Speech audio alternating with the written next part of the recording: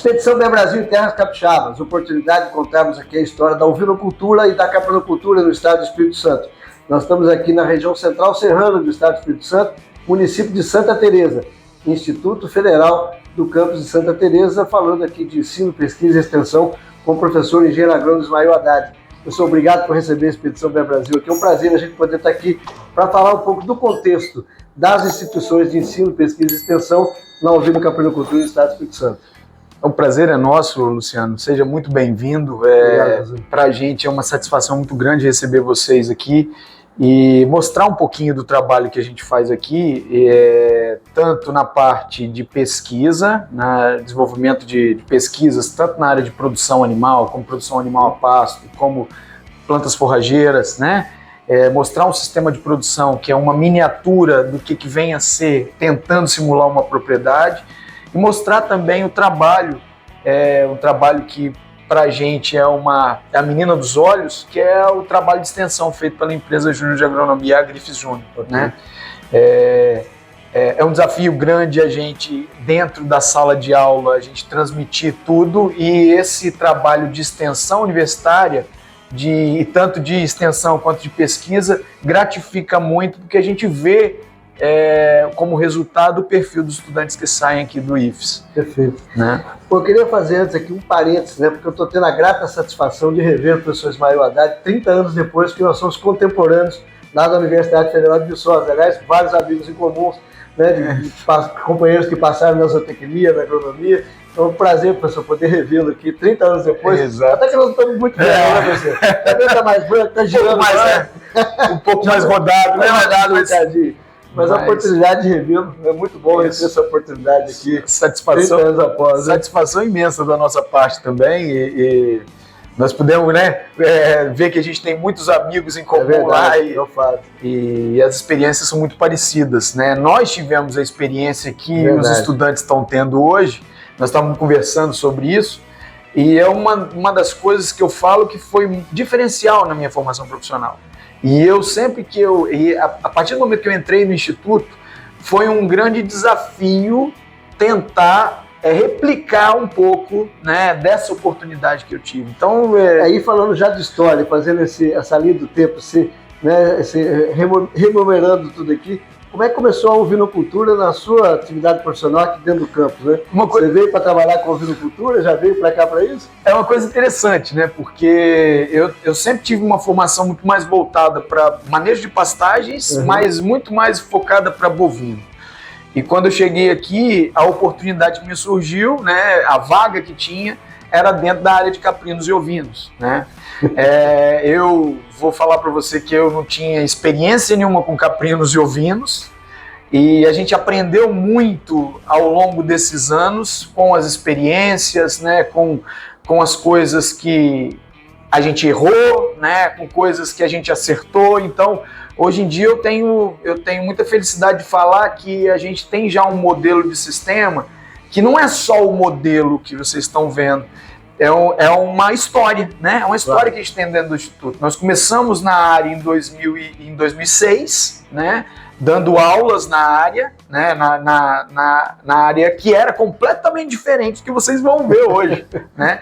E ao longo desse tempo, nós planejamos todo o sistema como se fosse uma propriedade. Então nós vivenciamos tudo isso que a gente tenta passar para os alunos hoje, quando vai fazer o planejamento da propriedade, planejar um sistema. Então, assim, eu acho que melhor escola do que essa não existe, né? E exatamente desse modelo, né, que o professor comenta aqui, que é trazer um modelo da pesquisa aplicada à realidade do produtor, que nós vamos ter a oportunidade de conhecer hoje aqui.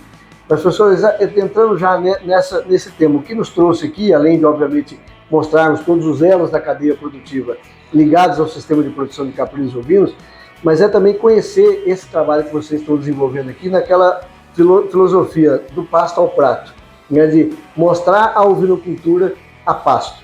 Então, a primeira pergunta que eu lhe faço, ovinocultura a pasto é viável? Sem dúvida nenhuma. Se ela for feita de uma maneira eficiente, e aí quando eu falo eficiente, não é só fazer a divisão de piquetes, não é só você implantar o capim, não é só você dividir as áreas, mas também você ter uma noção desse ecossistema, que é um negócio não tão simples. Às vezes a gente faz uma agricultura muito bem feita e a produção de forragem é muito focada na agricultura, né? Ser um bom agricultor, mas na hora de fazer o animal colher esse alimento no pasto, a gente falha muito. Então, é uma coisa que nós não podemos deixar para lá, né? Nós temos que entender o sistema como um todo. E aí, falando de sistema, né? O senhor falava com a gente uma expressão aqui que eu já vou levar ela comigo, já vou guardando aqui a ideia do coxo zero, né? Quer dizer, pensar efetivamente um animal 100% a pasto. Mas nós sabemos que nós temos um desafio cultural com o produtor, ele entender, primeiro, tratar a pastagem como cultura, entender que antes de ser pecuarista ele tem que ser agricultor, tem que ser produtor de alimento efetivamente, no caso, produtor de volumoso. E, por outro lado, né, o desafio de conduzir a ovinocultura a pasto com os desafios intrínsecos à cultura, a colher a pastagem, a questão da sanidade, em especial a questão da verminose. Como é que o senhor vê esse contexto, quando o senhor teve o conceito do coxo zero, né, e trazer a ovinocultura a pasto, sabendo que ia ter que lidar com todas essas características e que ainda é uma realidade hoje, né? Bom, na verdade, o coxo zero é mais uma das adaptações e mais uma das possibilidades que a gente tem dentro da propriedade num sistema de produção a pasto, okay, né? Nós estamos numa região de cafeicultura onde quando você tem que colher o café, você também tem que fazer o coxo dos animais, que é justamente a época onde a produção do pasto cai por uma série de circunstâncias, entre elas comprimento de dia, temperatura e outras coisas mais. Nós tivemos a possibilidade de ver, nesse projeto de extensão que a gente faz com o projeto Balde Cheio, que esse negócio da planta cair a produção, ela não é só por causa do clima. Muito disso tem a ver com a nutrição. Então, claro que vai cair, não tem dúvida que isso cai, porque a planta precisa de luz, precisa de uma série de outras coisas. Mas, como uma estratégia, a gente trabalhar uma adubação estratégica no início do período da seca, para a gente trabalhar com uma lotação, mesmo que seja menor do que a do verão, trabalhar com uma lotação baseada na parte de menor produção, a gente vai conseguir trabalhar com os animais a pasto o ano todo. E isso seria uma possibilidade, principalmente para aqueles produtores que têm água, né? Quando não tem água fica bem mais complicado, né? Uma possibilidade do produtor conduzir o sistema dele de uma maneira muito mais tranquila, para que ele possa colher o café dele e trabalhar com a ovinocultura, né? A gente tem que pensar na ovinocultura como uma atividade companheira, principalmente na agricultura familiar. E essa é uma possibilidade de sistema que pode ser pensado, que talvez seja a solução para muitos. Pode não ser para alguns, mas para muitos pode ser uma solução. Pode ser. Né? E falando exatamente desse conceito, professor, nós vamos ter a oportunidade de ir lá a campo agora conhecer, mas antes, para a gente estar lá no campo, queria que o senhor falasse um pouquinho como é que é o conceito, o que consiste efetivamente o modelo que vocês pensaram e estão desenvolvendo aqui dentro disso. Bom, o conceito é o seguinte, tem 3 pilares, né? Primeiro, ser financeiramente viável, né? Fundamental. Ser ambientalmente correto e ser socialmente justo. Porque não adianta nada a gente fazer esses 2 primeiros se a gente não conseguir transferir. Claro. E muitos produtores não teriam condição de montar um sistema de confinamento. Já é uma coisa um pouco mais complicada, né? Envolve uma infraestrutura maior, uma inversão de capital maior. Então a gente tenta buscar, o que vocês vão ver é uma coisa bem simples, mas funcional, né? Tenta buscar um sistema que qualquer um possa fazer. Tá? Nós vamos ter oportunidade de ver uma área dentro do Instituto de 1,05 hectares que a gente chegou a trabalhar com 70, 80 animais adultos nessa área. No hectare, a pasto, né? A pasto. Com área de suplementação também, né? Nós tínhamos. Mas é uma coisa que salta aos olhos diante do que a gente vê normalmente. Falando em lotação e aproveitamento de área, é fantástico. 70, 80 cabeças por hectare praticamente. Então, né? A ideia aqui é ter um sistema rotacionado, com piquetes rotacionados, com variedades de gramíneas diferentes, que é o trabalho também de pesquisa, né? Mas aplicado ao produtor. Aplicado ao produtor. E a gente sempre frisa isso. É muito importante, dentro de um sistema como esse, a gente ter uma assistência técnica de qualidade. Porque o sistema pasto, muitas vezes ele é mal entendido porque o pessoal entende ele de maneira pontual, mas ele é uma coisa que você tem que passar o dia a dia na propriedade e entender a dinâmica da planta. Nós estamos trabalhando com o sistema de alimento vivo, né? A planta continua crescendo ali. Então, eu acho que o maior desafio hoje é a gente trabalhar bem a hora do animal colher, né? Colher de maneira correta, para que a gente possa ter eficiência no sistema. Não é só produzir, né? Produzir é uma das mas talvez seja uma das questões, assim, a maior parte dos produtores que fazem bem a agricultura talvez não consigam fazer bem, trabalhar bem o sistema deles. É verdade. Né? Vamos lá conhecer esse sistema? Vamos lá. Com certeza, vai ser um prazer. Dentro desse processo aqui, da proposta desenvolvida aqui no IFES Campo Santa Teresa com o professor Ismael Haddad, para a gente entender um pouco desse processo. Vamos lá para conhecer a área de campo aqui do Instituto. Bom dia a todos. Nós estamos aqui no setor de pequenos animais do IFES Santa Teresa. Vou mostrar um pouquinho para vocês sobre o sistema de produção que a gente idealizou aqui para caprinos e ovinos e as características do sistema, para poder a gente bater um papo a respeito disso, que eu acho que vai ser bem proveitoso. E vocês são muito bem-vindos sempre. Muito obrigado, professor, pela oportunidade da expedição estar aqui. Vamos lá conhecer o setor, conhecer o histórico aqui? Com certeza. Vamos lá. Mostra pra gente aqui. Vocês muito bem-vindos. Professor, nós estamos aqui em mais uma área do setor aqui de ovinos, Instituto Federal de Santa Teresa. Mostra pra gente aqui o que é o setor, como é que tem sido conduzido aqui exatamente essa área. Bom, como a gente tinha falado, já estava falando, esse sistema aqui é um sistema de mais ou menos 1,05 hectares. É uma sub-área do Instituto aqui que a gente pensou, idealizou, quando chegamos em 2006, idealizou em fazer um sistema de produção animal que pudesse ser difundido por questões importantes que a gente vê na difusão de tecnologia, que, primeiro, ser socialmente justo, financeiramente rentável e ser ambientalmente correto. Então são coisas que são fundamentais. Hoje, para poder fazer um sistema de confinamento, não é uma coisa muito simples que o pequeno produtor possa ter acesso a isso. Então a gente pensou muito. Com isso, a gente criou um modelo de fazenda, uma mini fazenda, que pudesse organizar cada um desses pilares do sistema de produção. Então aqui o sistema, essa área aqui da frente, né, a gente dividiu em 4 módulos de pastejo. O que são módulos de pastejo? São conjuntos de piquetes com áreas de descanso, né, para os animais. É um sistema inteligente, onde os animais vão até o pasto e aí, quando querem ter uma área de sombra, uma área para descansar, tomar água, né, eles vão ter acesso a essas áreas de descanso. Então nós temos a área de capim Tanzânia, nós priorizamos trabalhar com pânico por causa da facilidade de implantação do sistema. Tá? Aqui uma área de capim aruana e ao fundo nós temos 2 áreas de capim mombaça. Todas elas, em média, se for pegar uma pela outra, 3.000 metros quadrados o módulo todo. Né? Aí vocês podem perguntar assim, poxa, mas é muito pequeno, professor, isso. Mas o que a gente quer divulgar aqui é o potencial de produção do pasto. Perfeito. Além de trabalhar a parte de agricultura, de produção de forragem, nós também queremos ensinar os alunos e tentar fazer eles divulgarem isso nas propriedades, como colher esse pasto da melhor forma possível.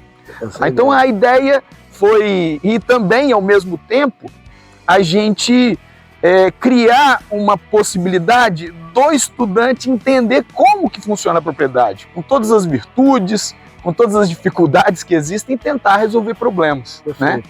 Então, só tem aqui essas unidades, onde hoje o rebanho fica fazendo o sistema de rotação. Eu queria que o senhor mostrasse um pouco para a gente como é que é esse manejo, como é que o senhor tem trabalhado aqui a questão dos manejos como um todo, nutricional, reprodutivo e sanitário aqui, se eu puder mostrar para a gente. Sim, nós trabalhamos com animais, aqui ficam as ovelhas adultas, né? Nós dividimos essas ovelhas em lotes, tá? E em alguns lugares, quando tem estação de nascimento, nós separamos um módulo só para as ovelhas que estão com borrego ao pé, tá? E aí a gente maneja o potencial da área quando a gente trabalha no verão, que hoje nós não estamos numa época muito boa de produção de forragem, né? Exato. Mas no potencial de verão, nós conseguimos trabalhar com em torno de 25 a 30 animais por módulo de 3 mil metros quadrados. Perfeito. Isso aí representaria em torno de 60 a 80 cabeças por hectare. É uma realidade um pouco diferente do que a gente está... que a gente vê aí bem manejado é possível, né, professor? É a muito realidade, possível, né? muito de fato, possível. É uma condução que traz muita realidade do dia a dia de uma propriedade, né? Muito possível, assim, e o maior desafio não é a produção do pasto. O maior desafio que a gente precisa até colocar para fazer um trabalho técnico bem feito é colher esse pasto de uma maneira eficiente. Hoje nós atravessamos 2 problemas relacionados a isso, porque às vezes o produtor ele entende que tem que fazer um manejo rotacionado, ele entende que tem que plantar pastagem, planta a pastagem muito bem, mas na hora de colher tem a questão cultural, que ele não acredita no pasto, tá? E tem a questão também de entender qual a melhor forma de colheita. Quando a gente vai colher um café, tem a hora certa de colher. O pasto é a mesma coisa.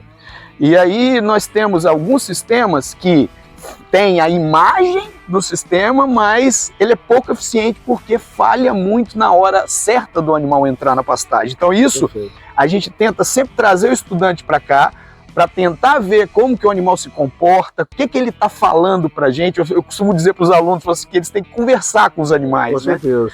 E isso é uma coisa assim, que a gente não abre mão de trazer os alunos aqui, principalmente o pessoal da Agrifes Júnior, né, que eles fazem um trabalho de extensão que é um pouco, serviria como polo irradiador, né, e eles levariam isso para as propriedades. Tem alguns trabalhos que você já teve até a oportunidade de falar, inclusive, deles aqui, de conhecer. Então isso é um pouco da contribuição que o Instituto vai levar para a sociedade, né? Então, essas parcerias com a COIS, com alguns grupos de produtores que estejam interessados em fazer o sistema, para a gente é bastante interessante, porque é uma via de mão dupla. Sim. A gente leva o estudante para ajudar o produtor e o estudante, ao mesmo tempo, ele aprende como interceder, como desenvolver um sistema de produção, enxergar a propriedade como um todo. Né? Hoje é uma grande dificuldade também que existe na cadeia produtiva, né? Tranquilo. Eu estou aqui com o professor Ismael Haddad, do Campus Santa Teresa, aqui do Instituto Federal, e tendo a oportunidade de conhecer detalhes aqui do setor de ovinos. Pessoal, vamos conhecer um pouco mais dos módulos, conhecer o sistema aqui de manejo dos animais, vamos lá? Vamos lá para conhecer a estrutura aqui. Professor, nós estamos aqui nas áreas de piquetes, um trabalho que o senhor tem conduzido aqui, inclusive fazendo um trabalho de extensão, dias de campo, fazendo um trabalho também, né, do ensino, pesquisa e extensão. Explica um pouco para a gente essa condução e esse trabalho da ovinocultura pasto aqui no setor. Bom, aqui é um sistema de descanso fixo, tá certo? É um sistema que a gente usava muito há um tempo atrás, hoje já evoluiu uma escada além. Mas aqui, como é uma situação de instituto, nós ainda fazemos ajustes nesse sistema. O que é um descanso fixo? Nós temos aqui 28 piquetes. Então você tem um período de descanso fixo nesses 28. Vai rodar cada animal, cada grupo de animais vai ficar um dia em cada um desses piquetes até retornar ao piquete inicial, tá certo? Então eles rodam, eles têm, toda vez que está num piquete, eles têm acesso a essa área de descanso que está aqui logo atrás, tá? O sistema fica aberto direto, tá? Para eles.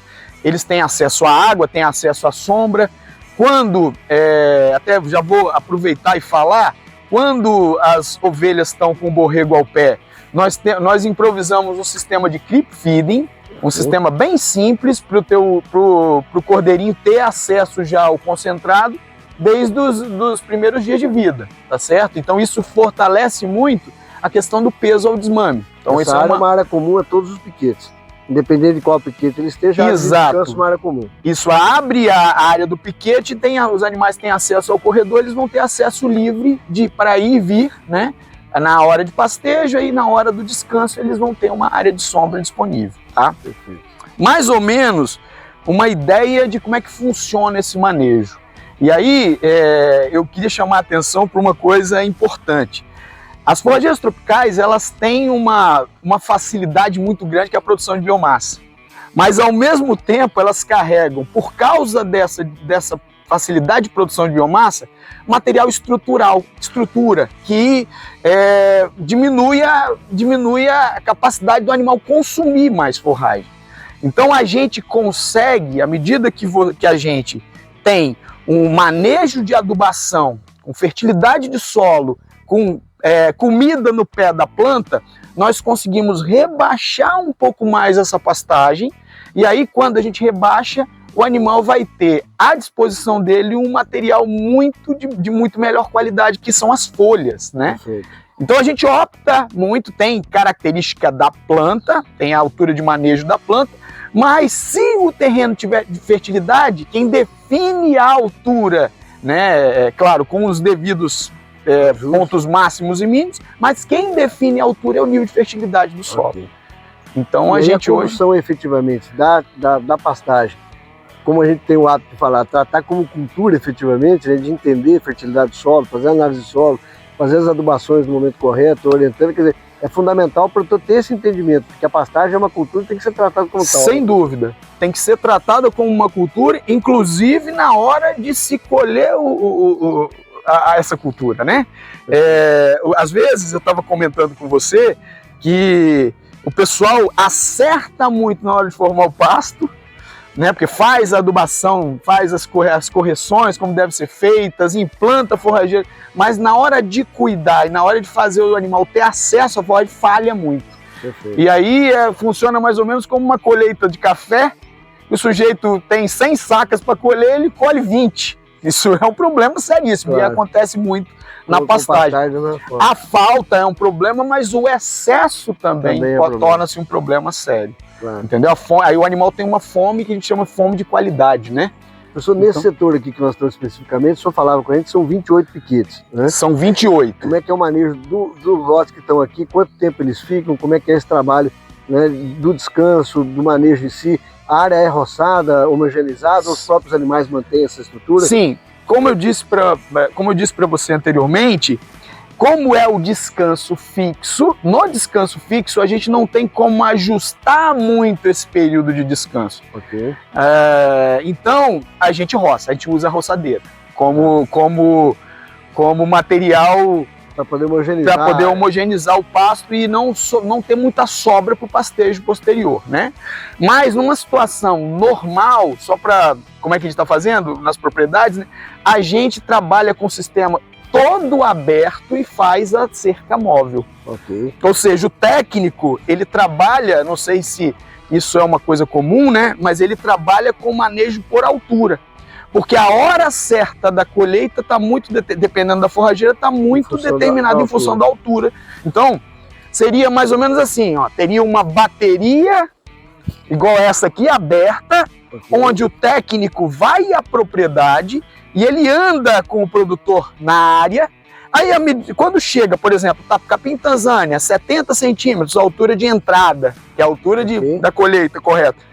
Aí o técnico vai e conta quantos piquetes para trás tem. Então ele sabe qual seria o período de descanso para aquela época. Perfeito. E aí redivide a área e trabalha no período de colheita correto. Você maneja de acordo com a sua produção de volumoso, altura de entrada, altura de saída, e vai manejando. Exatamente, principalmente colhendo na época certa. Perfeito. Porque quando a gente colhe, quando o animal colhe na hora que o capim já passou, tomba muito, ele não colhe eficientemente, não deixa muito resíduo, e isso a gente não quer.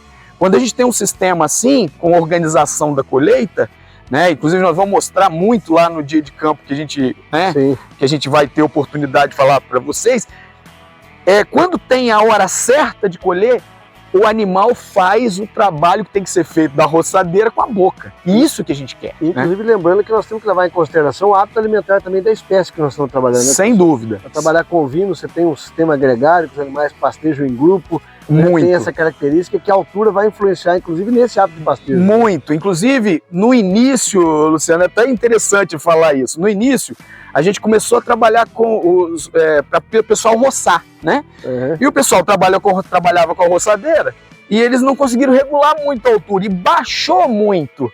E eu fiquei desesperado nos primeiros manejos. Mas eu comecei a ver o seguinte, nós tínhamos fertilidade, Okay. Então, se nós tínhamos fertilidade e tínhamos luz, tinha temperatura, ficou assim um alface, não ficou um capim, né? Então os animais entravam, então é o tal do pastejo de qualidade, né? É claro, a disponibilidade caiu um pouco, a quantidade de forragem caiu um pouco, mas em termos de qualidade ficou um material fantástico. Então é por isso que a gente começou a aprender, a gente aprende muito com o sistema, né? Você começou a aprender. Mas deixa eu só comentar, você perguntou sobre como é que funciona o sistema. Por exemplo, vamos supor que aqui esteja no momento certo da entrada nesse piquete. Okay.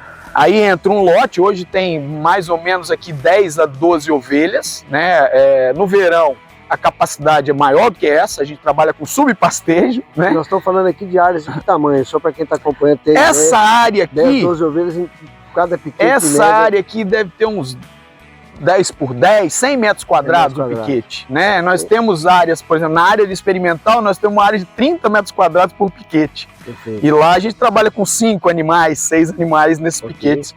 O pessoal está falando, isso aqui é o quê, professor? Isso aqui é um parreiral de uva, isso aqui é... Não, isso aqui são piquetes. Mas desse tamanho, o pessoal estranha muito, né? Mas como é uma questão didática, claro, a gente trabalha com áreas menores. Que pode ser extrapolada depois para áreas de qualquer tamanho. Quer dizer, isso, exato. É como se fosse uma unidade demonstrativa prática, onde o estudante vem, é a sala de aula ideal para o estudante, né? Para ele entender como é que é o sistema. Então vamos entender. Os animais vêm aqui, a gente abre o acesso deles para o corredor, eles têm acesso direto à área de descanso. Tá certo? Okay. No dia seguinte, acabou o pastejo no final do dia, né? Acabou o pastejo no final do dia. A gente troca de piquete sempre no final do dia. É outro detalhe. Mas eu não vou comentar sobre isso agora, né? Abriu, teve acesso à área de descanso. Aí o próximo piquete agora, passou para o próximo, vai fechar essa tronqueira aqui e vai abrir a outra, fechando o corredor e dando acesso. Okay. Sempre rotacionando. Rotacionando, cada dia o lote entra num piquete. Perfeito. E aí, depois que fechou o ciclo, volta nesse piquete, a gente já entende que ele já está na hora de ser colhido novamente. Né? É exatamente conviver com o sistema e entender o sistema, principalmente esse momento de entrada, momento de saída e a lotação de acordo com essa capacidade de produção. Exato.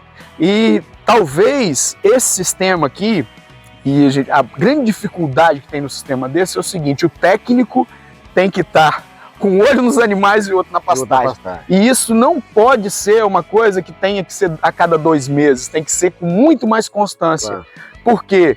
Se tiver um dia nublado, a forrageira já muda. Nós estamos trabalhando com uma forrageira viva, né? Uma forrageira que vai desenvolver de acordo com o clima, né?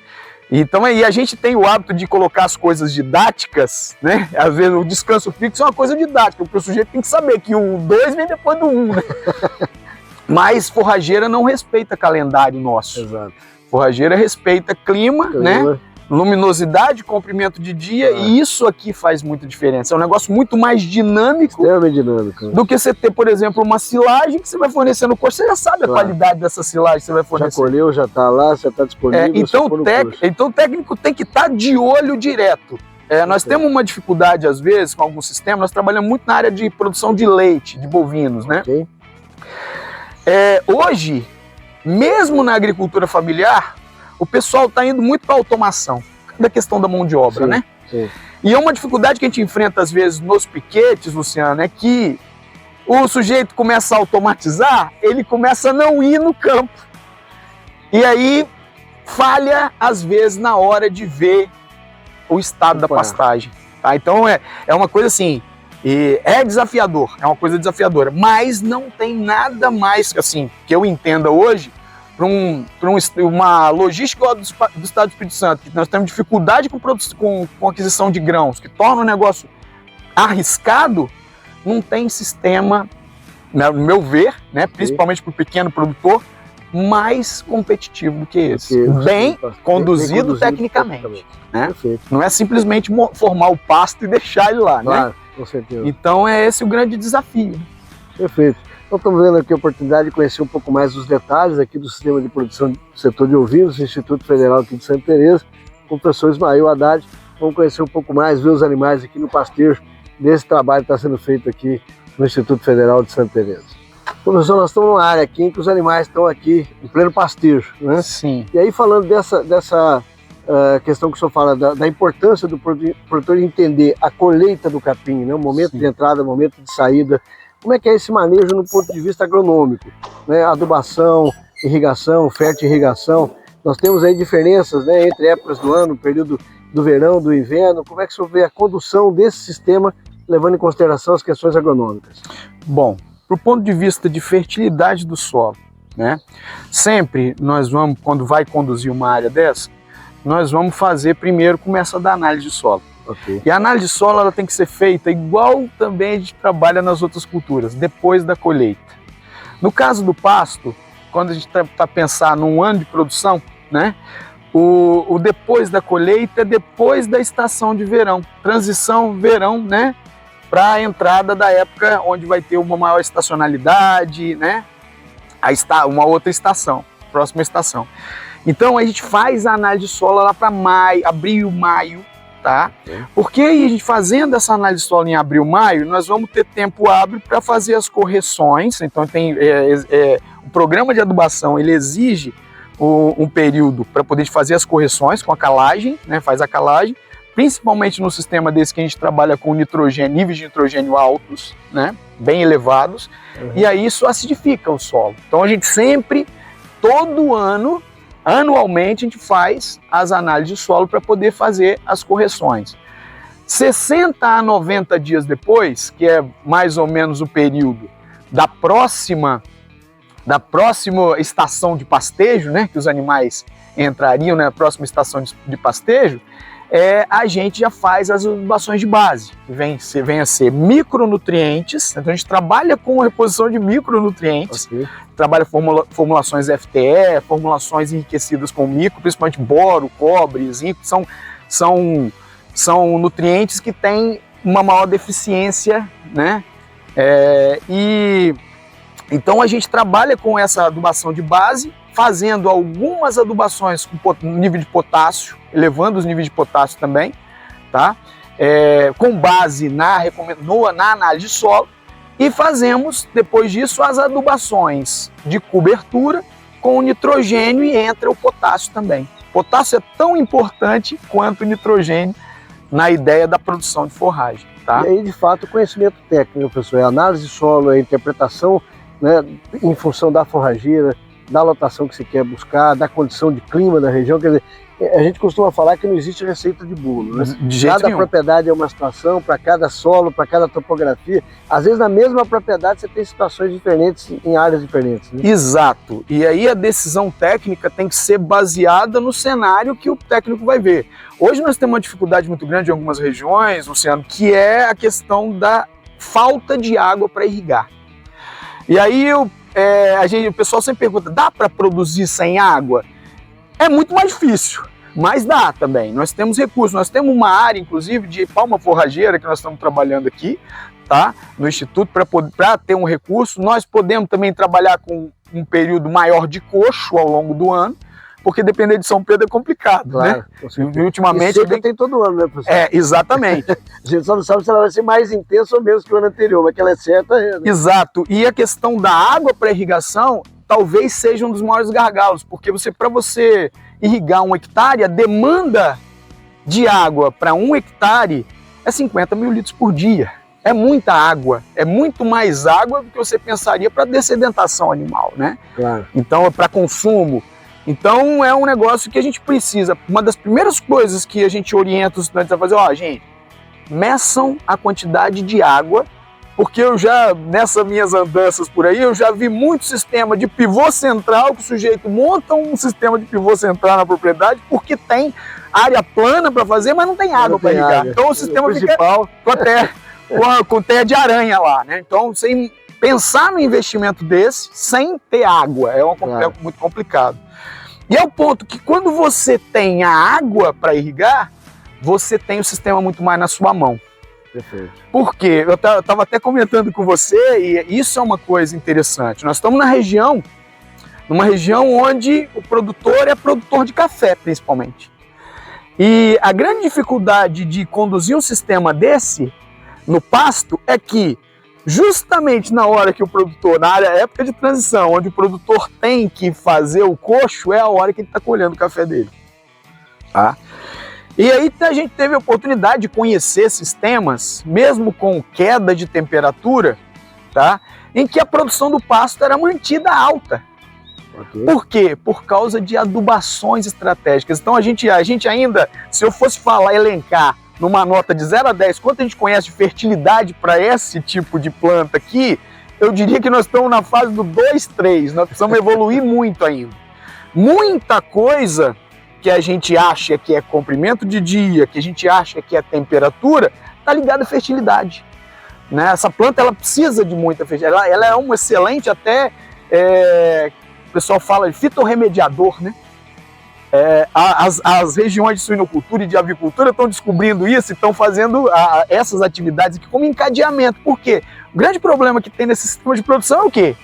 É poluição de solo. Poluição de solo. E isso aqui chupa tudo. E a oportunidade que tem, inclusive, de resolver uma questão ambiental. Exato. Com produção de alimentos. É o ambientalmente correto entrando nisso. Então, isso tem muito a ver com conhecimento. Nós precisamos de entender que o papel do Instituto é tentar levar esse conhecimento. Esse conhecimento é um conhecimento de mão dupla, claro, né? Sem dúvida. Então, é o que eu estava falando com você. A estratégia, muitas vezes, para o sistema que tem água, quando chegar lá para um período de abril, maio, né? A gente faz uma adubação orgânica. Nós estamos perto da região de Santa Maria de Jetibá aqui, que tem 23 milhões de aves, né? Esterco de ave poedeira é uma coisa que para a gente é muito fácil.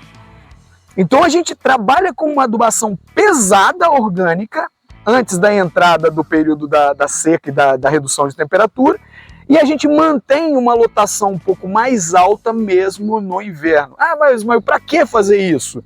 Porque aí a gente pode trabalhar com um sistema, se o produtor tem água, trabalha com um sistema chamado coxo zero. Ele não precisa levar os animais para o coxo. O tempo todo na pastagem. O tempo todo na pastagem, baseado na lotação de inverno. Claro, no verão se você bota muita fertilidade, no verão vai ter muito mais. Então você tem que ter uma estratégia para isso. E aí, pessoal, falando de custo de produção, né? A gente sabe que hoje o custo de produção na ovinocultura, também na capinocultura de leite, a alimentação representa aí entre 60% e 70% do custo de produção, dependendo do sistema. Então falar hoje em atividade da ovinocultura a pasto é fundamental para nós aliarmos essa questão do custo e da viabilidade econômica da atividade. Né? Não tem nada mais barato do que esse recurso, não só por produzir ele. Hoje, se a gente for pensar num sistema onde você vai ter irrigação, onde você vai ter adubação pesada, onde você vai ter às vezes fertirrigação, muitos sistemas a gente trabalha com fertirrigação, onde você vai ter automação, esse recurso fica girando em torno de 30 a 35 centavos por quilo de matéria seca. Quanto é que custa um quilo de concentrado? É verdade. Então não existe nada... 2,40 dependendo... Isso, não existe nada mais competitivo do que isso. É verdade. Por quê? E aí envolve também o sujeito entender, porque às vezes o sujeito trabalha o sistema porque não acredita e não faz o manejo como deveria ser, uma bengala no concentrado, e duas bengalas no concentrado e meia bengala no pasto. Muitas vezes ele não está reduzindo o custo, né? Nosso desafio é fazer o animal colher mais. É do pasto ao prato, efetivamente. Exato. Então tem vários detalhes nisso, e qual que é a minha recomendação sempre? Contrate um técnico competente. Não, mas não contrate um técnico que seja incompetente, né? Porque senão ele vai fazer parte do problema junto com você.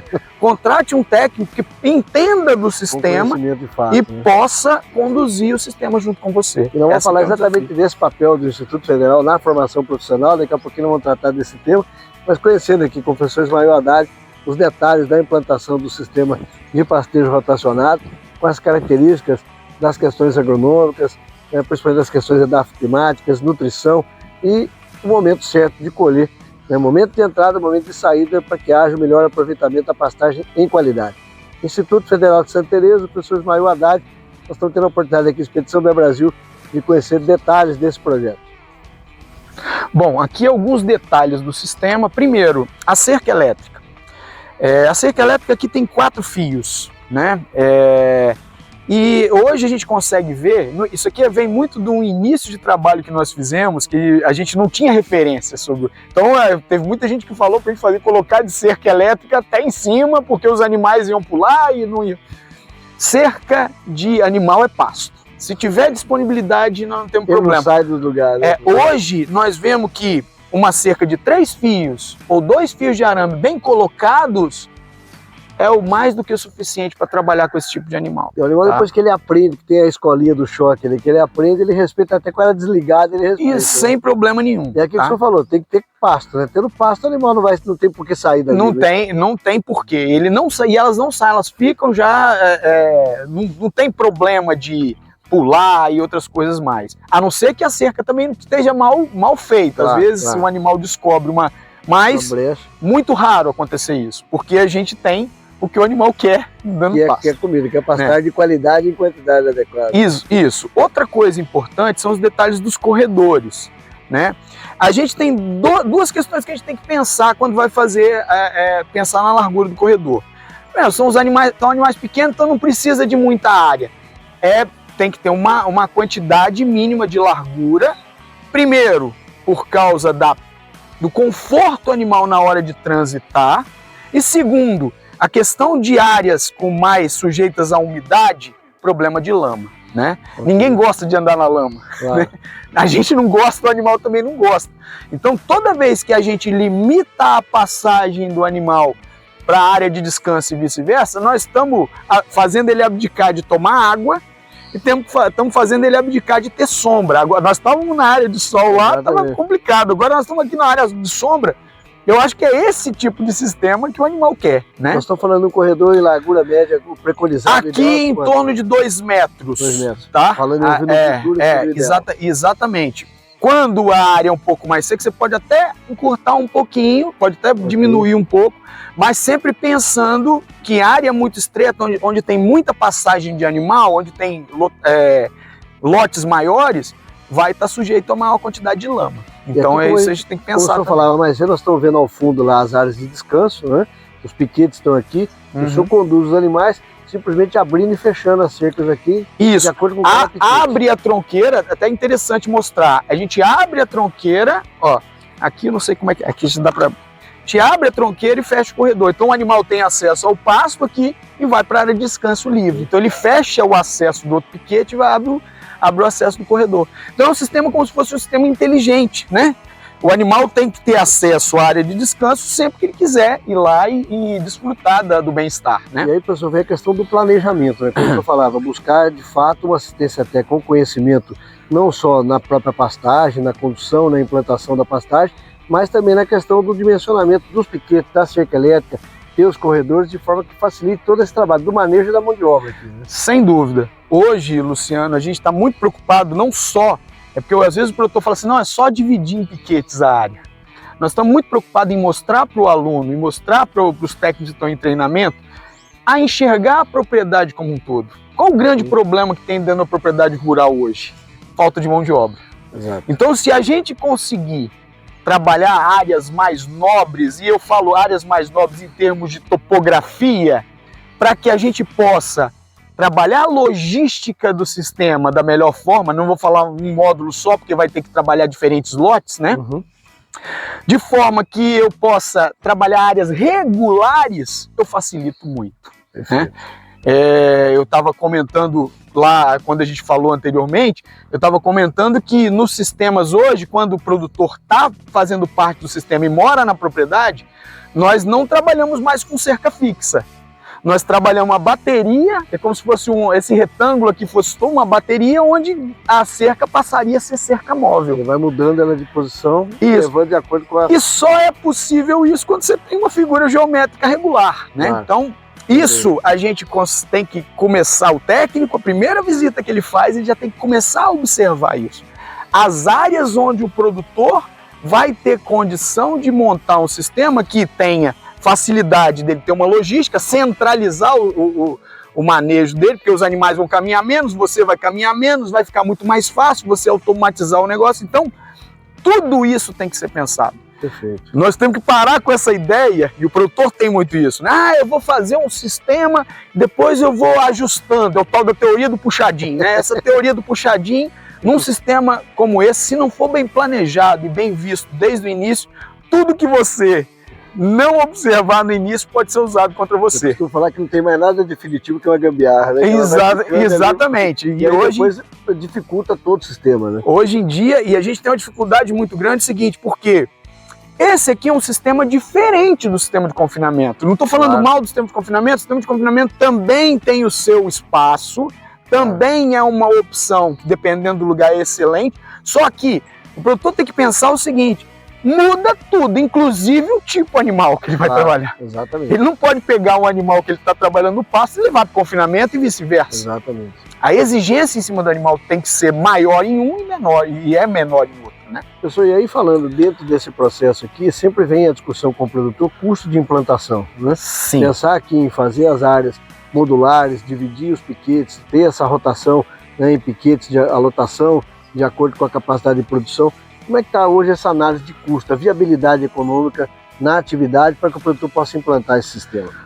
A gente sempre trabalha, Luciano, com a expectativa de retorno em cima desse custo, porque aí fica muito mais fácil do produtor entender.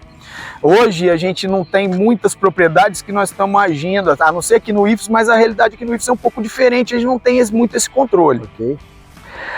A gente tem muito essa ideia para a pecuária de leite bovino, né? O que a gente faz? A gente faz todo o custo de implantação e de manutenção durante um ano, de uma área, de 1 hectare, por exemplo, irrigada, porque hoje um grande recurso é a irrigação, mas ao mesmo tempo, depois, no período pós-pandemia, a irrigação passou a ser um gargalo de investimento. Exato. Você não consegue hoje fazer um sistema de irrigação por menos de 25, 30 mil reais por hectare. Então é um desafio grande. Mas você vai usar aquele recurso durante 10, 15 anos, né? Então isso é um ponto. A vida útil dele se paga ao longo dele, tem que diluir isso na vida útil dele. Exato. Então é um investimento que é importante, mas tem que ser pensado, né? E tem que ser feito, planejado, mas aos poucos. Então a gente faz esse custo de implantação durante um ano e com a manutenção nesse primeiro ano, calagem, adubação, implantação por meio de sementes, por meio de muda, faz esse cálculo com o produtor. Muitas vezes a gente trabalha com muda e com o Tifton, simplesmente para aquele produtor que não consegue comprar semente, ele trabalha com muda, então é uma opção que é vista lá na propriedade em loco. Depois desse custo, tanto de implantação, custo de implantação a gente vai diluir, porque aquela pastagem a gente está fazendo para ela durar aí 20, 30 anos, no mínimo, né? A pastagem, ela é perene, né? Inclusive, diluindo o custo, a gente faz a depreciação e o custo de oportunidade, né, desse sistema. E depois coloca o custo de manutenção. Esses três, a gente vai ter um custo por ano. Esse custo por ano, a gente divide pelo número de dias que vai ter animal aqui, e é pela lotação. E aí, no final, eu chego a um custo, né, transformando o custo em produto. No leite hoje, eu sei que não fica mais, a implantação do sistema desse, não fica mais do que 2 a 3 litros por vaca dia. Quanto que a vaca vai produzir? 10, 15, tá certo? No sistema desse a gente espera. Okay. Então, fica é bastante interessante do ponto de vista financeiro. E aí o produtor entender exatamente isso. Quanto, no caso, vou trazendo aqui esse raciocínio para a ovinocultura de corte, quantos quilos de carne eu consigo produzir na área em função do número de animais, dos meus índices zootécnicos, etc. E diluir isso em função do nós tínhamos esses valores quando a gente trabalha, mas por causa de questão de mercado e por causa das período pós-pandemia que mudou muito, eu não vou me arriscar a falar o valor. Mas a gente tem muito hábito de fazer isso e conversar isso com o produtor, porque aí o produtor entendendo, por exemplo, o sistema vai custar 3 litros, pô, minha vaca produz 10, minha vaca produz 7, então eu tenho retorno com o sistema. Então, a partir daí, o negócio passa a ser interessante. Agora, o nível de investimento realmente não é baixo, então tem que ver de acordo com o poder do produtor, né? Aí a gente define o tamanho que vai começar. Mas nada impede que ele possa fazer, inclusive, modular, né? Ele possa fazer aos poucos, ele vai implantando. Exato. A gente trabalha sempre com produtores pequenos, a gente sempre costuma começar a trabalhar com 2.000 metros quadrados, 1.500 metros quadrados, áreas pequenas, para ele entender. É como se fosse assim, eu preciso de comer um saco de sal junto com isso aqui para poder entender como é que funciona o sistema. Exato. Então não adianta eu fazer um negócio faraônico, que depois eu vou perder o controle disso. Inclusive ele fazendo modular, ele vai inclusive capitalizando, ele vai conduzindo o rebanho, vai diminuindo o custo de produção, que vai permitindo reinvestimento e continuar investindo. Exato, né? Então é essa a ideia. E a partir do momento que ele trabalha em áreas pequenas, ele consegue observar melhor.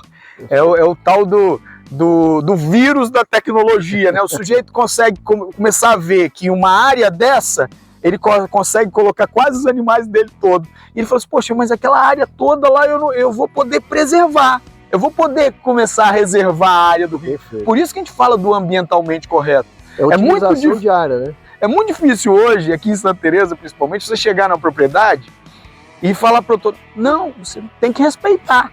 Porque ele está trabalhando com a unidade dele toda e não está conseguindo. Exatamente. Então, quando está no vermelho, é difícil pensar no verde, né? Quando ele consegue otimizar a área, essa consciência ou esse raciocínio do socialmente correto, do ambientalmente adequado, você consegue sem trabalhar. dúvida, a partir do momento que ele começa a ganhar dinheiro numa área que é 10% da propriedade dele, ele começa a entender que ele tem que preservar. Perfeito. Entender não, ele começa a pensar em preservar. Claro. Hoje em dia, eu digo que esse trabalho vai muito além do trabalho técnico. O trabalho técnico é uma das coisas mais fáceis de fazer.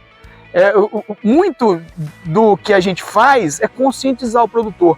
Quantas vezes, Luciano, que a gente chega na propriedade e o sujeito quer fazer uma área dessa em cima de uma área de nascente, em cima de uma área que ele não pode mexer. Ele está nem trabalhando. Então, quanta nascente que a gente já salvou nessa brincadeira. Então, que é um insumo fundamental para ele, que é a água, né? Que tem na propriedade. Isso, então é um trabalho de conscientização. Além do trabalho técnico, a gente vai para tentar conscientizar e tornar o sistema ambientalmente correto pelo lado certo, né? Vamos primeiro ganhar dinheiro. Perfeito. E depois nós começamos a passar a pensar em preservar. Eu estou falando aqui nessa condução, vamos lá ver os animais, vamos ver essa condição corporal dos animais, falar um pouco desse manejo, entender um pouco para ver se o que nós estamos vendo aqui está refletindo no rebanho. Sim. Vamos lá ver? E uma coisa interessante é o seguinte, quando eu cheguei aqui em 2006, 2007, e eu falava muito desse sistema, o pessoal não vai morrer tudo, né?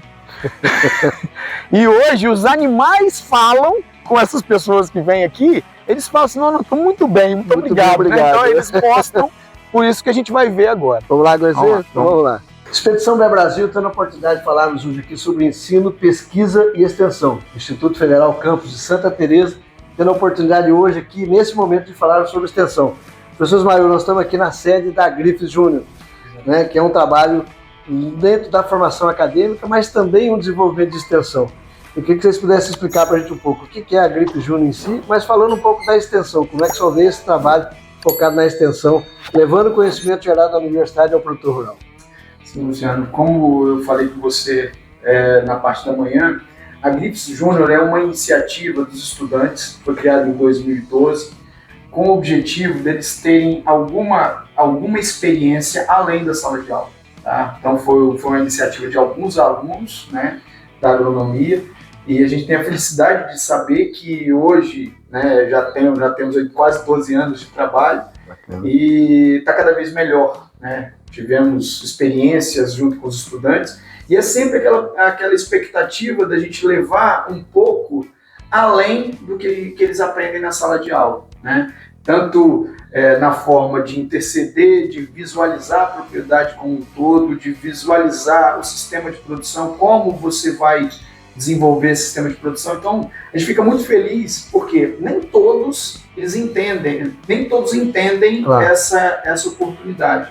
Mas aqueles que entendem e já estão formados, já estão no mercado de trabalho, são diferenciais. Tá?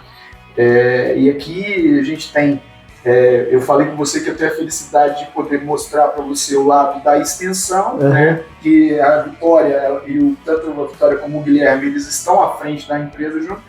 Mas eu tenho também a vantagem, a gente tem a vantagem de mostrar a parte da pesquisa, claro, da iniciação científica. A Vitória é minha bolsista de iniciação científica. Então ela vai poder falar um pouquinho também do lado da... Todos os elos aqui estão aqui dentro desse trabalho. Então é um pouco, uma coisa puxa a outra. Né? Então tudo muito casado com as necessidades que eles percebem no campo também.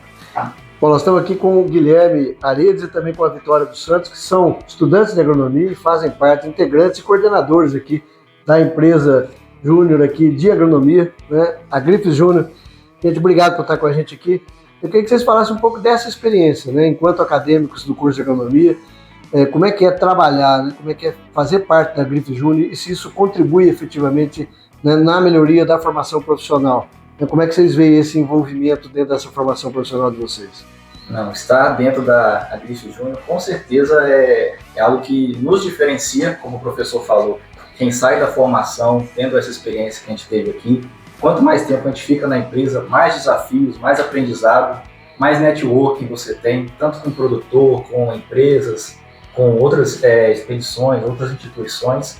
Então tudo isso agrega para a gente, não só no nosso conhecimento profissional aqui dentro, como coordenador, como diretor, mas também lá dentro da escola, como estudante, na área de pesquisa. E aqui a gente tem, como o professor Ismael já citou, ele é nosso professor de estatística, forragem, outras matérias, também dá pesquisa nessa área de campo e também auxilia a gente com os multifunção, pelo jeito, hein?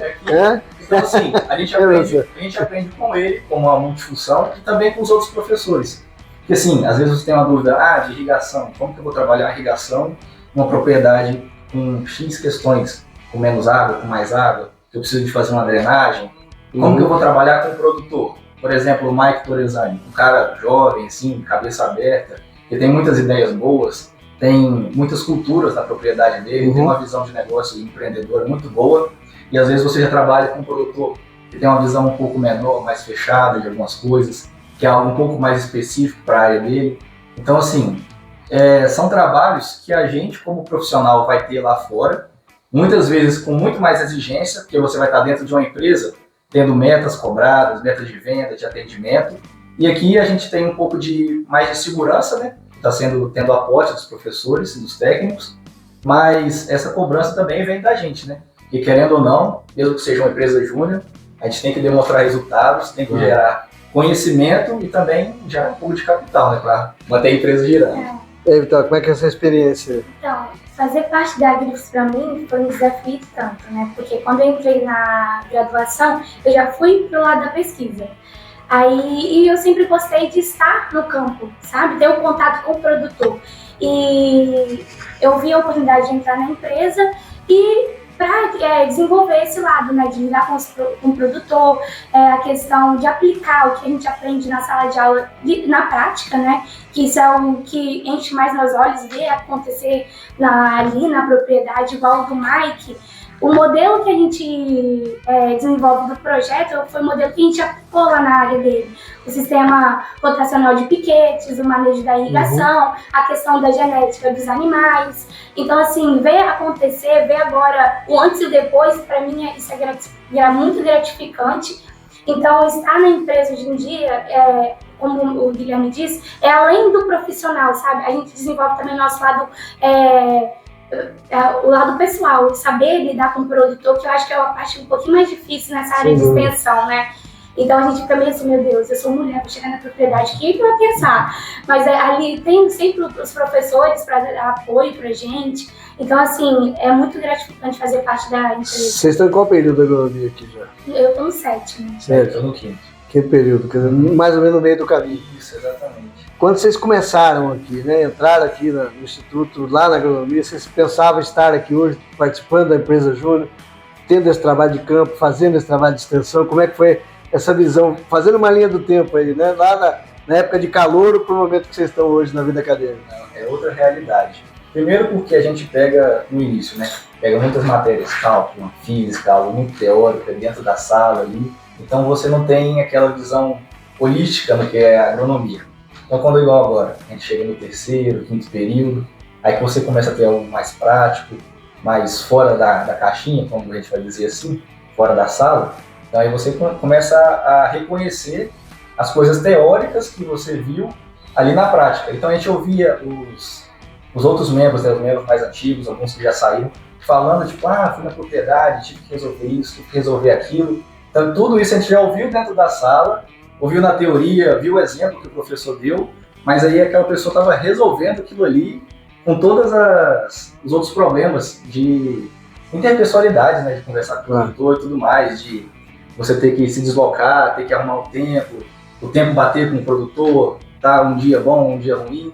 Então, assim, você lidar com todas as casualidades que podem ter Eu acho que é o que vai diferenciar você saber lidar com isso na teoria, saber fazer um cálculo, um projeto na frente do computador e saber colher as informações no campo para levar para fazer aquele projeto na frente do computador.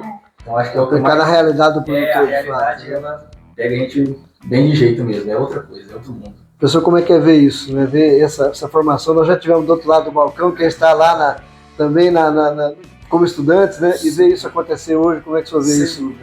Aquilo que eu já tinha falado com você. A gente teve a oportunidade junto. Nós saímos do convênio Funab Nestlé, lá da convênio PDPL. Do PDPL, numa mesma época, e eu achei aquilo fantástico, quanto profissional, no desenvolvimento profissional. E hoje a gente vê a evolução de maturidade dos alunos nessa parte profissional é muito gratificante para a gente. Porque na sala de aula, às vezes, tem determinados assuntos que a gente não consegue abordar com a profundidade que a gente deveria, né? E com a circunstanciar aquilo. Então, com uma vivência prática, eles amadurecem. Claro. Então, é um profissional diferenciado. Né? Bom, exatamente para a gente entender um pouco mais dessa dinâmica aqui da Grifos Júnior, que dentro do Instituto Federal do Campo Santa Teresa, o envolvimento da pesquisa, ensino e extensão, nós vamos falar no próximo bloco, entendendo o funcionamento da Grifos Júnior, como é que o produtor faz para ter acesso aos estudantes para fazerem parte. No próximo bloco, nós vamos voltar rapidinho. Bom, Guilherme Vitória, como é que faz para fazer parte da Grifos Júnior? O que é a Grifos Júnior? Né? O que é uma empresa júnior? Né? No caso aqui de agronomia.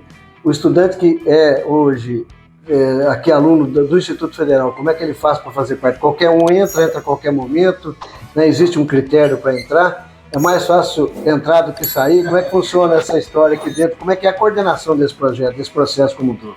Então, primeiramente a empresa Júnior, falando bem sucintamente, ela é uma empresa formada por alunos, pode ser de qualquer tipo de curso, né? Qualquer curso de graduação, que seja formada pelos alunos e tem orientação dos professores e pelos técnicos da instituição de ensino. Então agora a Grifos Júnior, como que ela funciona para ingressar? A gente tem o nosso processo seletivo todo ano, no início do ano a gente abre, para os alunos que estão devidamente matriculados, né, no curso de agronomia. Então a gente faz esse processo seletivo, tem algumas etapas, algumas tarefas que eles vão conhecer como que funciona a empresa, como é a divisão do trabalho, quais diretorias que fazem parte, quais os serviços que a gente presta. Então assim, eles vão conhecer por cima a nossa estrutura. Depois cada diretoria vai passar um trabalho, uma recomendação, algo assim, para eles já terem uma noção de como trabalhar, como lidar com os nossos problemas e com o serviço dentro de cada uma das diretorias. Aí depois nós temos esse processo seletivo. É dado uma nota, avaliada, tem uma entrevista, a gente conversar com a pessoa, qual o objetivo dela, o que ela almeja com a Grifos e como ela pode acrescentar também na Grifos. E a gente tem o nosso processo trainee. Aí a pessoa vai para o campo. Aí a gente tem uma visita, vai tirar análise de solo, vai numa consultoria. Então a pessoa sendo trainee, ela já começa a ser inserida nesses trabalhos, até para a gente ver. Tem pessoas que têm mais facilidade em comunicação. Então a gente pode voltar ela para uma consultoria, para conversar com alguém, para ir lá tirar uma análise de solo e tal, vender algum outro serviço. Aí a gente tem uma pessoa que sabe melhor editar uma imagem, fazer um vídeo, fazer uma propaganda, um marketing. Então já vai para a parte de marketing, ficar ali. Então assim, aqui a gente desenvolve um pouco o que a gente não tem tanta força, o que a gente não tem tanta habilidade, porque são várias áreas, né? Tem vendas, tem projetos, recursos humanos, administrativo. E também a gente procura focar principalmente em trabalhar no que a gente é bom. Porque se você é bom em alguma coisa, então acredito que você focar mais naquilo do que você tentar sustentar algo que você tem mais fraqueza, vai te dar um benefício maior a longo prazo. É desenvolver habilidades e aproveitar as habilidades. Exatamente, e melhorar o que você já é bom. Esse eu acho que é o nosso foco principal, de verdade. E o estudante que deseja fazer parte, são editais que vocês publicam, permanentemente os editais são feitos, a cada quanto tempo é feita essa renovação? Tem um limite de participação de alunos? É uma vez no ano, né, a gente abre o processo seletivo, geralmente entre março, por aí, fevereiro, porque volta das férias, tem os novos, os calouros, né? Então a gente abre uma vez no ano, a gente não tem limite de vagas e deixa lá o período de inscrição 1 mês. Aí quem se inscreveu, né, já está participando do processo seletivo. Aí a gente começa a avaliar desde a primeira reunião. né? A gente começa a avaliar o comportamento, tem toda a gestão de pessoas, né? Essas coisas. Então, desde quando ele se inscreve, ele já está ali sendo avaliado por nós, né? Independente de qual período que ele esteja no curso, ele pode fazer parte? Desde calouro até o último ano, ele pode fazer parte. Como é que é, professor, conviver com essa heterogeneidade de pessoas, né? Você tem alunos que estão começando, tem alunos que estão já mais avançados, que estão no meio do curso, que estão mais na frente, e pensar esse grupo de alunos indo lá no produtor, né? E levando, de qualquer forma, o nome da instituição também. Como é que é trabalhar isso, né? E monitorar, acompanhar isso tudo? De uma certa forma, a gente já está um pouco acostumado com isso, porque mesmo dentro da mesma turma, né, a gente tem essa diversidade. Uhum. A gente tem algumas pessoas que são mais fortes em umas áreas, tem pessoas que são mais fortes em outras. Então a gente já administra isso. E até interessante o Guilherme falou da forma organizacional da empresa. Deles saberem, tem a fase do trainee, que a pessoa acompanha, ela vai ajudar com trabalhos que mais simples, e ela vai seguindo isso, e à medida que ela vai desenvolvendo, ela vai passando a tomar decisão. É mais ou menos como funcionava o PDPL. Como funcionava. Na medida que você vai aprimorando, de fato, você vai vendo as habilidades, ver se a pessoa tem condição ou não de ficar lá, entre aspas, sozinho para dar uma assistência, por exemplo, a consultoria. Então é mais ou menos dessa forma que o negócio flui, e aí cada um vê as suas facilidades, e aí eles definem qual as melhores áreas para cada um, né? Tem pessoas que acompanham mais o café, tem pessoas que acompanham mais a fruticultura, tem pessoas que estão mais com a produção animal, então é uma coisa assim, muito da facilidade e do que eles têm de vivência, né? Então, e o produtor que quiser essa assistência, esse monitoramento, esse acompanhamento de vocês, como é que faz para ter acesso? Vocês é que vão ao produtor, o produtor vem até vocês, como é que vocês divulgam isso? Para quem acompanha aqui a Expedição Ver Brasil, e nós vamos ter certamente um público interessado nesse trabalho de vocês, nós vamos falar um pouco de alguns trabalhos que vocês já estão desenvolvendo na Ovinocultura, mas para quem está acompanhando, como é que faz para ter acesso a vocês? Então, nós trabalhamos muito com marketing, né, usando as nossas redes sociais, o Instagram, o Facebook, o LinkedIn, para divulgar um pouco o nosso trabalho. E também vai muito assim, um produtor gostou, falou para o outro, aí o outro vai, aí já chama a gente tenta fazer também panfletagem, né, na região para divulgar o nosso trabalho, dando um cartãozinho, essas coisas. Nós também fazemos por meio de uma lista de produtores antigos que tirou uma vez uma análise de solo com a gente, aí a gente entra em contato, você lembra? Uma vez a gente começou tal serviço para vocês, tem interesse de novo? E assim a gente vai. Mantém ativo sempre esse contato. O nosso preço é um pouco abaixo do mercado, né? Porque nós somos uma empresa júnior, mas a empresa precisa, né, de um lucro para sobreviver, pagar contabilidade, essas coisas. Então, assim, o nosso preço é um pouquinho abaixo do mercado, que enche os olhos do produtor, né? E uma vez, quando ele fecha um serviço e vê que, nossa, realmente esse menino sabe de alguma coisa, o resultado acontece, fica satisfeito e procura a gente mais vezes. Então, assim, E existe um raio de atuação de vocês? Você tem um limite de raio de atuação, por exemplo, para facilitar essa questão do deslocamento, do atendimento? Nós estamos num estado relativamente pequeno, mas querendo ou não, a distância...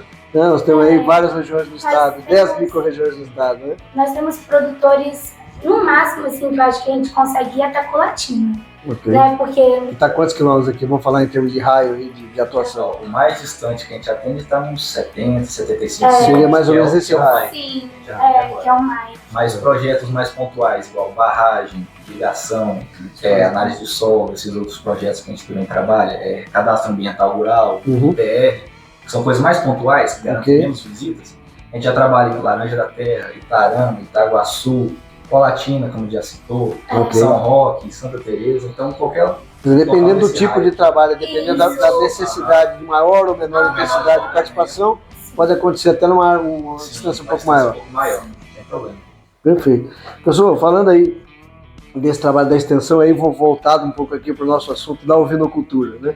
Nós tivemos a oportunidade de visitar 2 produtores, já assistidos por eles, o Marco Torresani e também o Sandro Omar, ambos lá em Colatina, né? E vimos 2 situações bastante distintas. O Marco já mais avançado no projeto, uma coisa já bem implantada, e o Sandro Omar que está numa fase inicial de implantação, né, de introdução.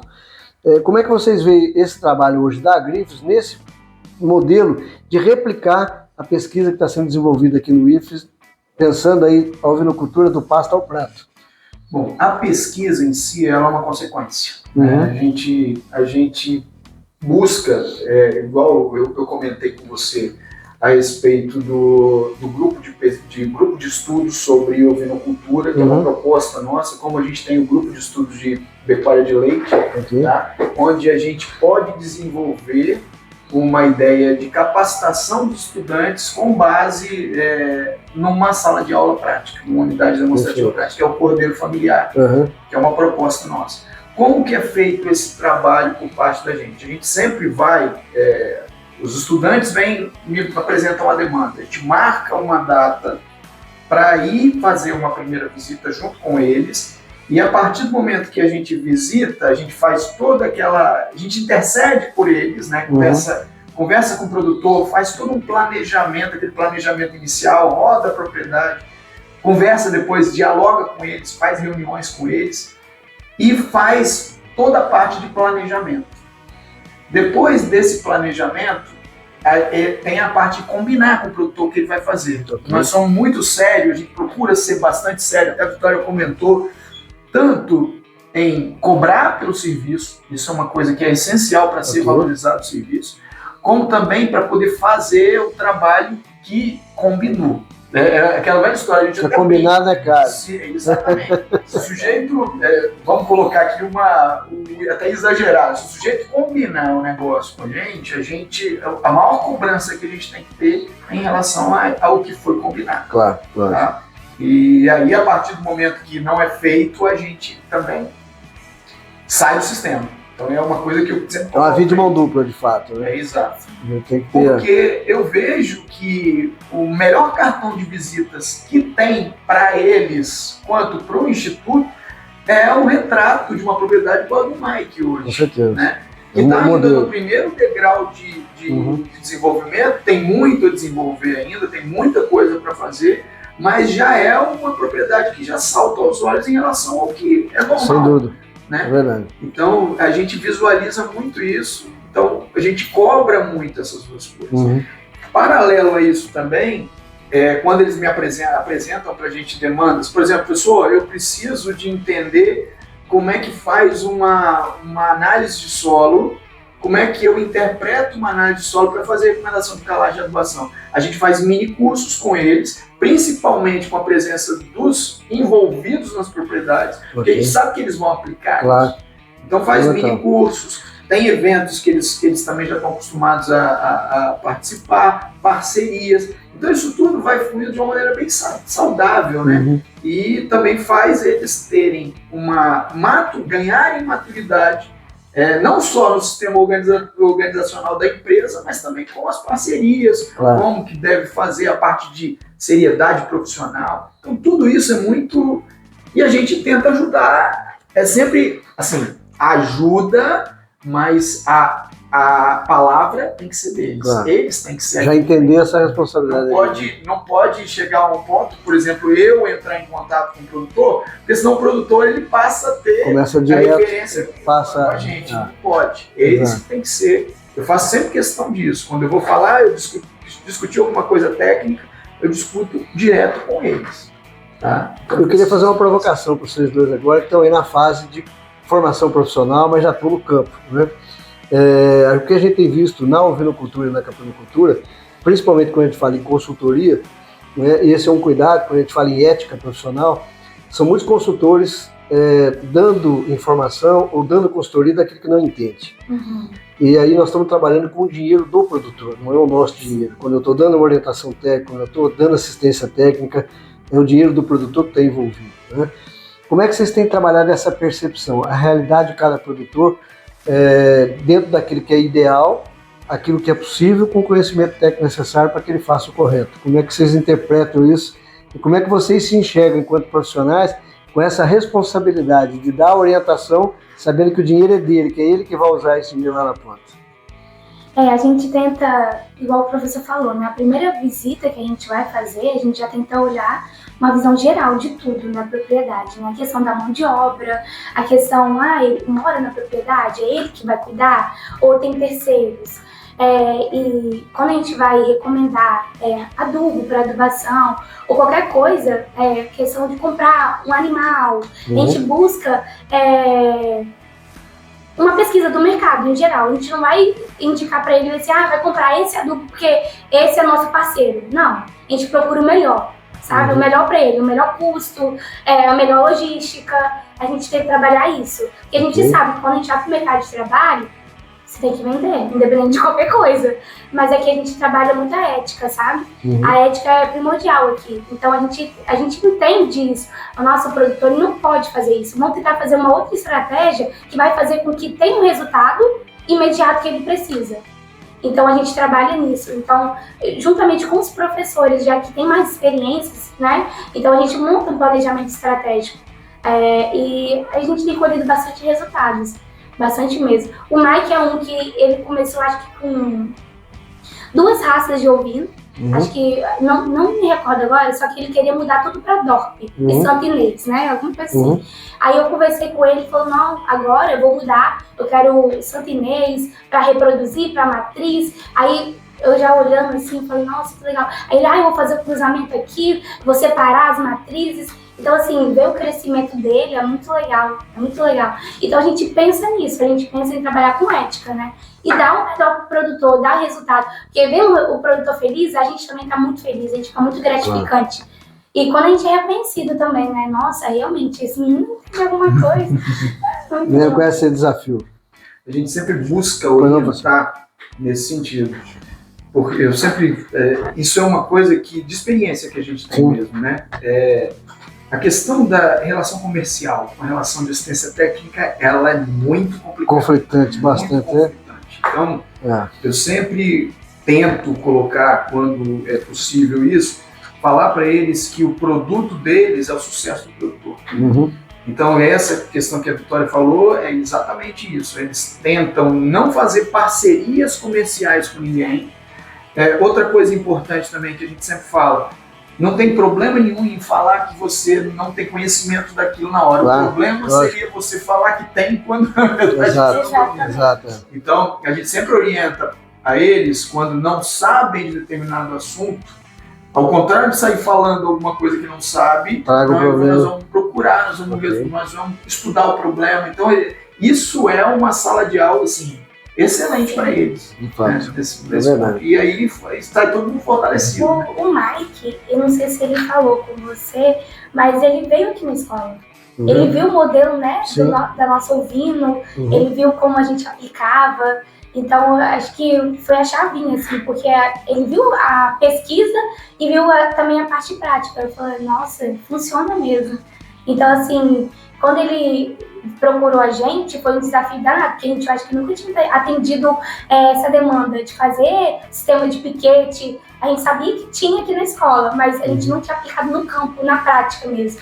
Então, assim, foi bem legal esse desafio. A gente já está vendo lá com resultados expressivos, né? Sim. Com bastante excelente, já de ampliação, inclusive. Né? Excelente isso que ela falou, porque é o seguinte, muitas vezes, na parte de assistência técnica e extensão rural, a gente acaba fazendo insistência técnica. Tem isso. E isso é um problema sério. É verdade. Então, às vezes, em vez de ficar perdendo tempo em convencer o produtor daquilo que é correto, mas ele não consegue enxergar, traz ele para poder mostrar o sistema e conversa o sistema com ele dentro de uma coisa que está funcionando. Isso aí, para a gente, como polirradiador e como difusor de um projeto de extensão, eu acho que é a melhor forma.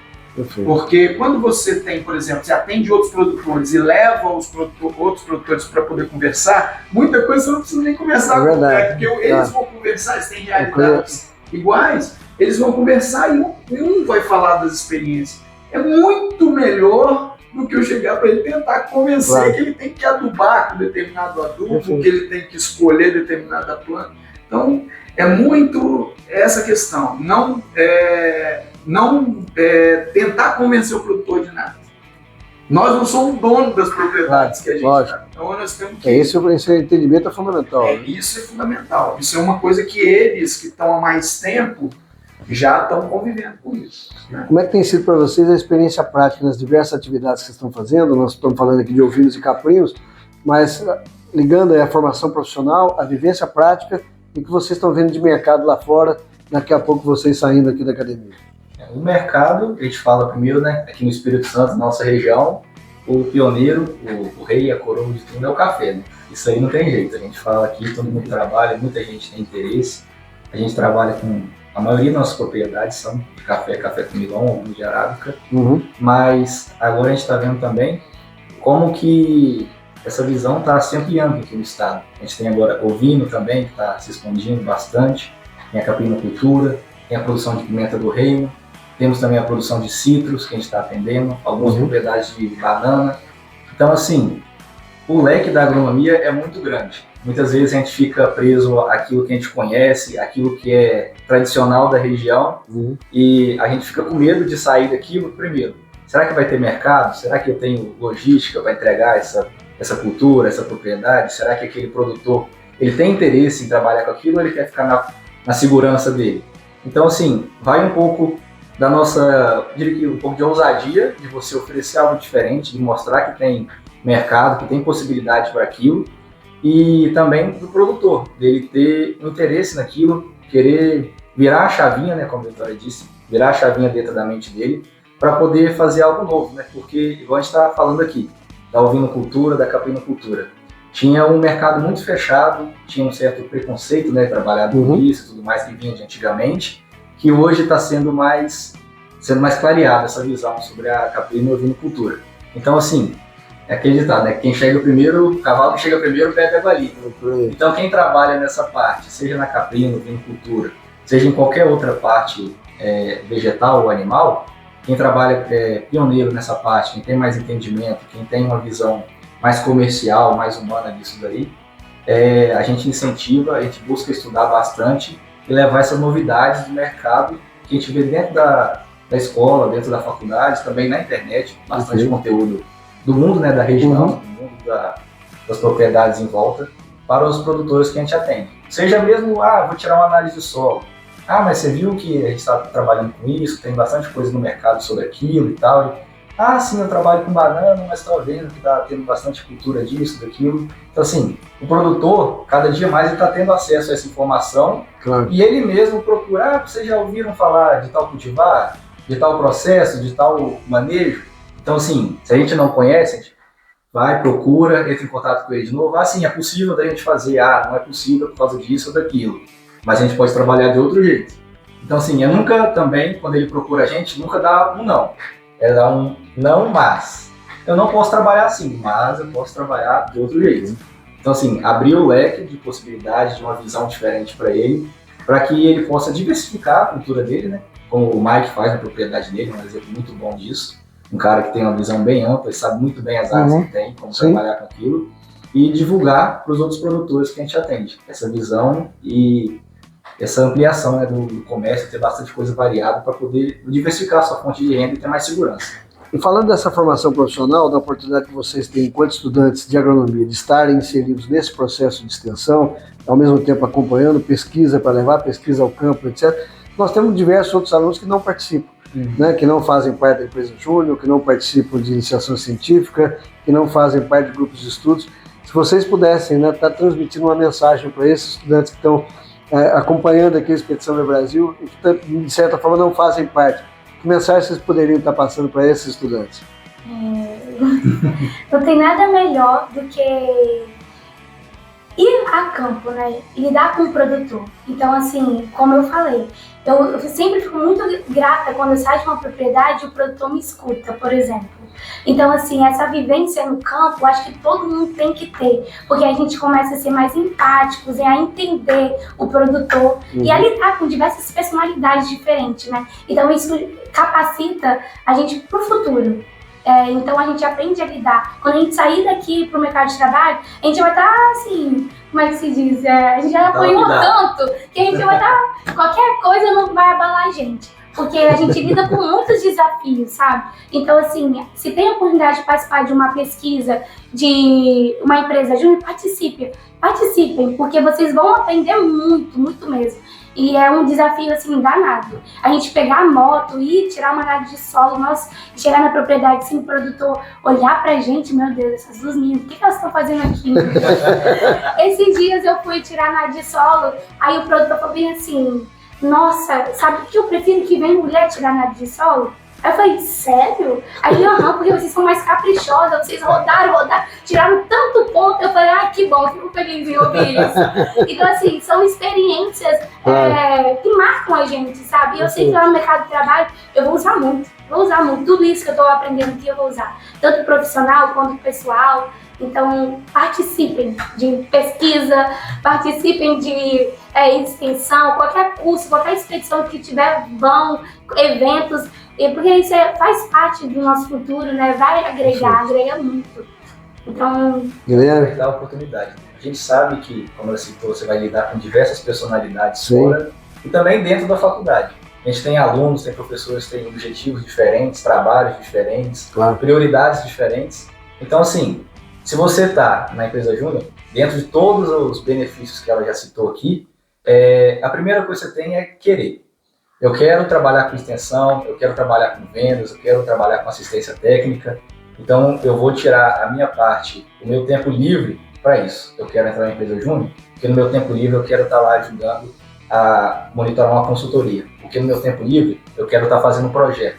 Eu quero, no meu tempo livre, estar visitando uma propriedade. Então, assim, se a pessoa vê esses benefícios, assim, a gente cresce o olho na hora e tudo mais, beleza, mas não adianta você só olhar pelo mar de rosas, né? Porque realmente você vai ter que estar se deslocando no final de semana, ou à tarde, ou à noite, às vezes você vai estar lá em frente ao computador fazendo um projeto, conversando com o produtor. Então, assim, para quem quer de verdade trabalhar com isso, para quem tem coragem, né, digamos assim, para trabalhar, estar de frente com o produtor, entrar numa empresa, trabalhar na empresa júnior, ter essa parte de extensão, é uma oportunidade ímpar, né, vamos dizer assim. Perfeito. Mas se você está entrando, igual nós temos o benefício, tá? Hora complementar, temos isso tudo. Muita gente olha por esse lado. Mas você não vai ganhar hora complementar se você não tiver hora de serviço. Claro. Então não adianta, tem que trabalhar. Então se você não quiser olhar só pela parte boa, mas ficar com a bunda na cadeira, então não adianta se inscrever, não adianta. Professor, como é que na sua visão, né, enquanto professor, né, e incentivador desse processo de extensão e das empresas juniores, de fazer parte da iniciação científica, né, de ter aí os estudantes envolvidos com isso, que mensagem você gostaria de deixar também para os estudantes que participam aqui desse processo? É difícil até a gente falar, né, Luciano, porque a gente tem já 30 anos, a gente enxerga hoje com uma visão que a gente não enxergava na época da vida acadêmica. Mas se eu pudesse dar um recado para aqueles alunos que não despertaram ainda para essa iniciativa, eu falaria o seguinte: não perca a oportunidade. Porque toda vez que a gente perde uma oportunidade dessa, ela pode ser usada contra a gente, principalmente quando a gente precisar dela. Né? E a vida profissional, principalmente, não é uma coisa que é uma coisa difícil de falar, mas principalmente para as meninas, né? O campo ainda é um desafio, né? É um desafio muito grande. Então eu sempre falo, hoje eu tenho 3 bolsistas de iniciação científica e tenho o Bendito Fruto, são 4. Né? Elas têm até uma maturidade legal nisso. Mas os meninos também são muito bons, mas elas vão enfrentar uma realidade muito mais difícil. Porque tem que matar um leão por dia para poder conquistar o espaço. Então, esse tipo de oportunidade ajuda. Já começa a moldar bastante isso. Ajuda muito. E peão de fazenda aí. É um desafio grande. É verdade. Então, a gente tem percebido ao longo desses 12 anos de Agrifes a qualidade dos alunos que saem, aqueles alunos que fizeram parte da Agrifes. E ao mesmo tempo a gente vê que aqueles que não souberam enxergar essa oportunidade estão passando assim, estão tendo que vai num patamar antes. Tentar resgatar o tempo perdido que poderia ter sido. Assim, poxa, professor, e a gente é também tido, porque a gente sempre tenta falar a verdade. Claro, às vezes a gente é um pouco mal interpretado quando a gente está dentro. Mas a gente sempre recebe do estudante que já está formado há algum tempo, tipo, professor, por que eu não ouvi o que o senhor tinha para falar? Isso aí a gente fala assim, ó, isso é um grau, cada um tem o seu tempo. Né? O tempo da maturidade dele chegou lá. Tem gente que já chegou aqui. Tá? Começou mais cedo. Então esses vão beber água limpa. Então esse é o recado, né? É difícil porque é difícil de fazer enxergar igual a gente enxerga hoje. É verdade, é fato. Quem quiser fazer contato com vocês, como é que é o contato, o telefone de contato, o Instagram, etc., para a gente poder já divulgar aqui o pessoal da expedição. O nosso Instagram é @grifesjúnior, né? E lá a gente posta tudo, nossos serviços, o dia a dia, nós também realizamos eventos. Em outubro vai ter um evento que é a Jornada, né? Todo ano nós temos, além de outros eventos que estão por vir, dia de campo e assim por diante. Esse ano a gente está querendo movimentar bastante essa parte de eventos, né? Então segue lá no nosso Instagram, no Instagram vai ter o e-mail, o número para contato. E vem pra Grifes, tá? Você acompanha a Expedição Web Brasil, tá aí os caracteres para você fazer contato aqui, principalmente você, produtor aqui do Espírito Santo, para ter essa excelência do trabalho que está acontecendo aqui. Nós vamos caminhando aqui para esse bate-papo final, nós ainda temos bastante coisa para conhecer aqui ainda desse trabalho do Grifes Santa Teresa. Queria agradecer imensamente aqui, Guilherme, Vitória, a oportunidade que a gente está tendo aqui para falar da Grifes Júnior. Queria ser o testemunho aqui, que o dia que eu saí da propriedade lá em Colatina, do Mike Torresano, um abraço, Mike, né, falando bastante de você aqui, e nós vamos cobrar, vamos ver se vai continuar fazendo o que está fazendo aí. Mas eu fiz questão, no dia que eu saí da propriedade do Mike, eu peguei o telefone e liguei para o professor Ismael para parabenizar o trabalho, porque eu fiquei realmente muito impressionado com o que eu vi, né, pelo resultado, pelo desenvolvimento. Fiquei muito motivado pelo que eu vi, principalmente pensando numa pequena propriedade, né, um produtor que quer viver da atividade, e vocês estão fazendo a diferença na vida dele, pode ter certeza que vocês têm uma responsabilidade, ao mesmo tempo, né, podem se sentir valorizados, mas uma responsabilidade bastante grande aí, né, de continuar isso aí. Eu espero que vocês possam replicar isso, né, desse trabalho. Nós vamos ter a liberdade, espero poder ter a liberdade de indicar aí o trabalho de vocês dentro desse relatório final que a gente vai fazer, né, e parabenizar vocês aí pelo trabalho que vocês estão desenvolvendo. Obrigado pela oportunidade. Nós vamos ficando por aqui, mas nós vamos conhecer mais coisas aqui no IFES Campo Santa Teresa, acompanhado aqui pelo nosso cicerone, o professor Ismael Haddad. Vamos lá para conhecer um pouco mais desse trabalho. Você que acompanha a Expedição Web Brasil, não se esqueça de inscrever no canal do YouTube, ative o sininho para você receber as notificações, acompanhe o conteúdo completo dos vídeos, das visitas que nós fazemos e nos acompanhe também na página do Instagram e do Facebook. Esperamos vocês lá. Forte abraço!